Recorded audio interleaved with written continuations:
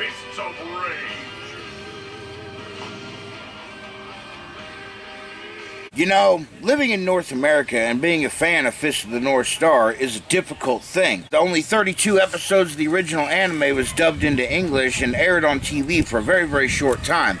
Other than that, you got the 1986 animated movie, which had a full English dub, but other than that, a lot of its properties was only Japan exclusive. In part 1, we took a look at 3 games for the Famicom, the Sega Mark III, and the PlayStation 2. Those were Japan exclusive titles, and if you didn't get your shit modded, you had to go buy Japanese hardware, which ain't cheap. I was lucky enough to catch the TV show when I was about 14 years old, on its very short time that it ran. I was just always hungry for more, you know. The movie was fine, but I'd seen it too much up to that point. I needed something more. I needed a video game to come out in America, you know. But in 2010, my wish was granted. In November, we got Fist of the North Star Ken's Rage for the PS3 and Xbox 360. This is my rage! Ah! Ken's Rage was developed by Tecmo Koei, a video game company that is famous for making the Dynasty Warrior series. If you don't know anything about the Dynasty Warrior series, well, they take one man, one soldier, and pit him against 1,000 other enemies. It is what they call hack and slash in its truest form. You are now fighting dozens of people all at once, single-handedly. And most of the times in those games, you've got a big sword, a big spear, some kind of large long-range weapon. In this game, you've got your hands and your feet. When I say the phrase beat 'em up game, what immediately comes to mind? Probably Streets of Rage or Final Fight. Now when I say hack and slash, you probably think of things like Bayonetta or Devil May Cry. This is the first game that I can say combines the elements of both, because not only are you walking around punching and kicking dudes, but you are shredding them to smithereens and making them explode in glorious, gory fashion.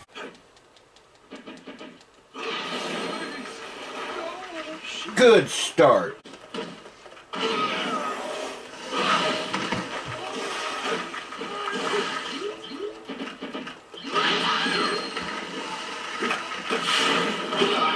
In part 1, I talked a little bit about Kenshiro and his powers and the world around him and pretty much a loose plot of the story.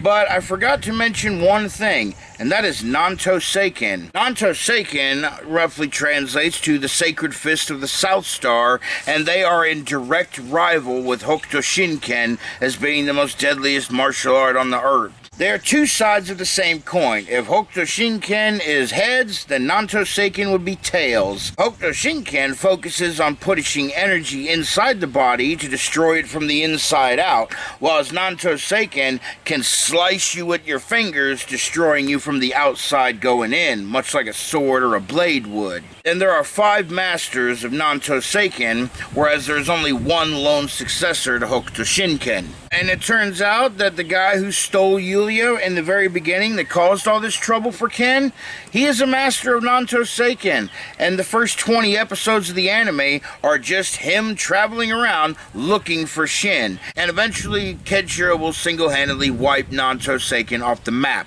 This game has you pretty much play through the entire storyline of Fist of the North Star, but it's broken up into levels. But I know what you're thinking. Story schmory, where's the fucking action? How's the gameplay? And you're right, I don't care too much about the story with this. We want to know how it plays.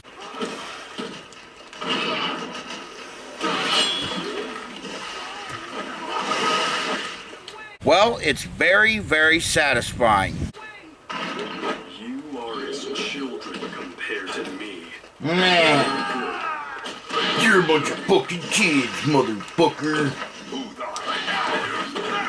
You've got a wide variety of different attacks you can use, more so specifically to deal with crowd control more than just one-on-one confrontations. The screams of those I killed before you. You fight, you punch, you kick, you even get hit, and even when you get hit, it fills up your power meter. When it fills up and you get one slot, you can bust out a special move.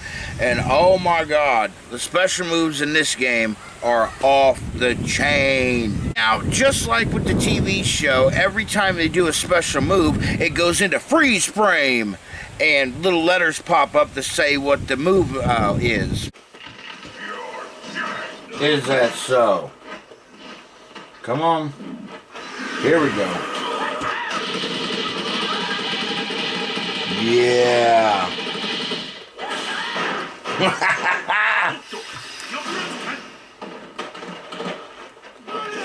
It's turning into a storm. Whoa.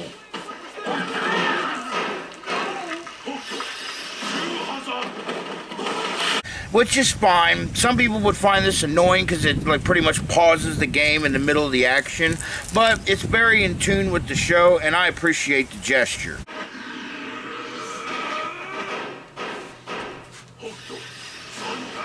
Gotcha.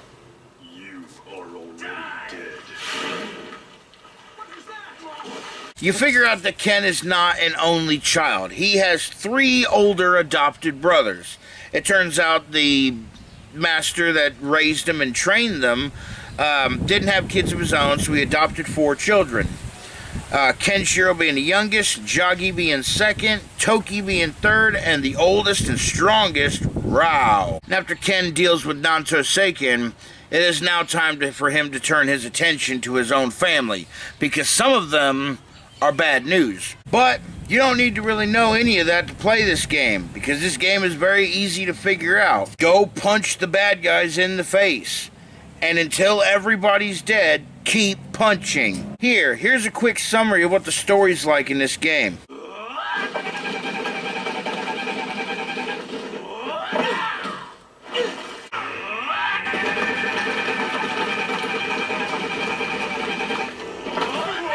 And it all culminates at the end with a fight with your eldest brother.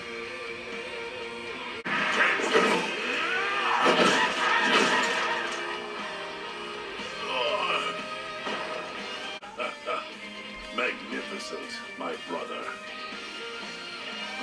Not really much more to say than that. On a serious note, though, if you are interested, legitimately interested in the story of Fist of the North Star, I cannot suggest looking up the series for yourself anymore. Like, it's totally worth your time if you're even mildly interested in what the story's really like. But as you get to play the game, you unlock all these different characters, Nanto Seiken warriors, and your brothers.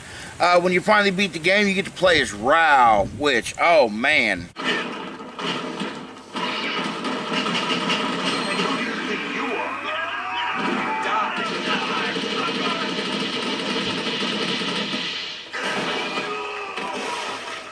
If you thought Doomsday had come to town before, he's a horseman of the apocalypse kind of thing. They can't hear you. Bam!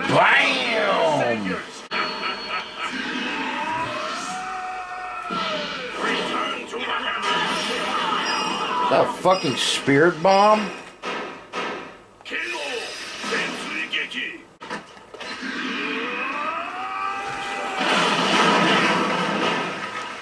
Yeah!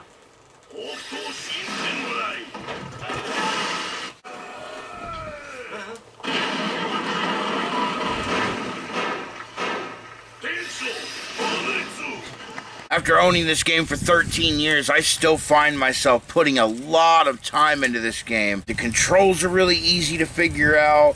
The story's not that complicated to follow. The special moves are super easy to do. And once you get a grasp on just the basic mechanics of the game, you can pretty much run with it. This is a game that I can just pop on and just zone out to, you know. I use this game as almost like therapy. You had a bad day at work, well, come over here and take it out on this game. A lot of people did not like this game. They thought it was boring, repetitive, and goofy.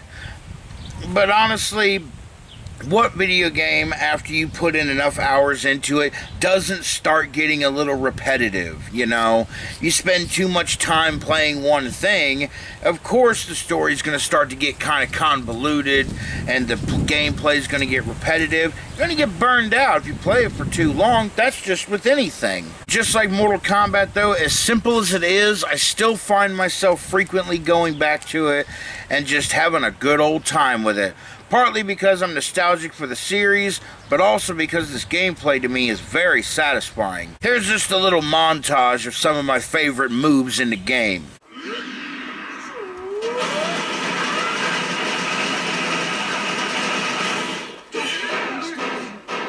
Nanto, Senshi Kanshu! Come get it.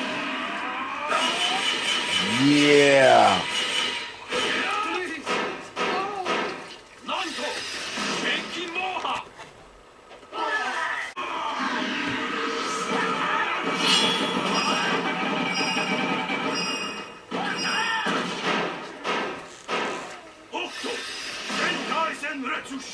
You're already dead. Being used as fun.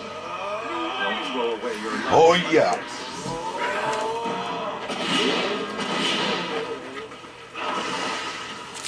Oh yeah. Yeah, right.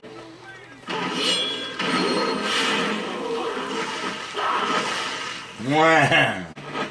Oh yeah, here we go. You'll regret this. Nope, no I won't.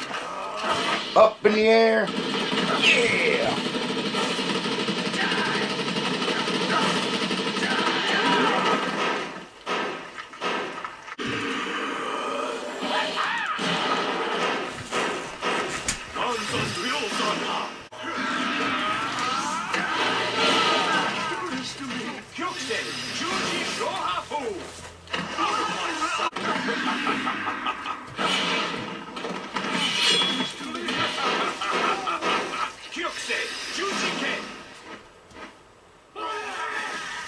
So I think that'll do it for part 2. There will be a part 3. I don't know when that'll be out. Hopefully it won't be too long. But before we go, here's a small compilation of Kenshiro's greatest hits, you know?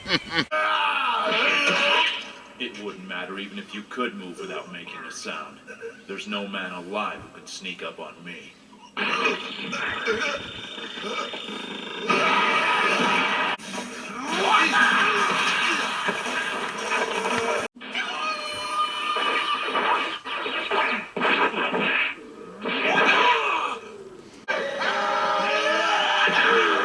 Face-breaking punch of the North Star!